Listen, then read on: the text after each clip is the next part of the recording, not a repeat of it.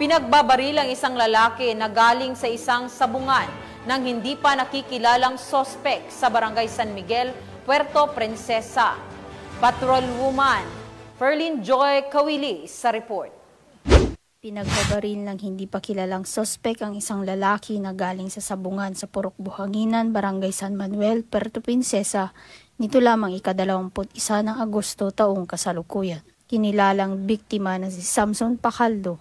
Ayon sa mga unang nakakita sa biktima, sumisigaw ito at nanghingi ng tulong sa mga nakatambay sa lugar dahil sa dalawang tama ng baril sa magkabilang braso. Kwento naman ng biktima, nang papauwi ay bumili muna ito ng pagkain ng alagang manok at nang nasa pinangyarihan na ng krimen ay nakita niya ang gunman na inilabas sa baril. Huminto ito at nagulat siya nang binaril siya ng ilang ulit. Nagtamo ng tama ng baril si Pacaldo sa kanyang kamay at balikat na nagawa pang imaneho ang kanyang motorsiklo patungo sa mga tambay sa lugar para humingi ng tulong. Agad namang naisakay sa tricycle ang biktima upang dalhin sa pagamutan. 5 bala naman ang nakita sa pader na nakadikit pa kung saan tinambangan ang biktima.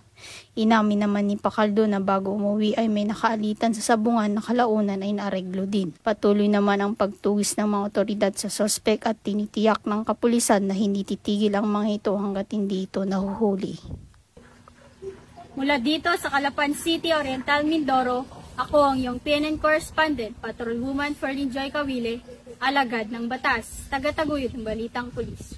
Maraming salamat, Patrolwoman Kawili.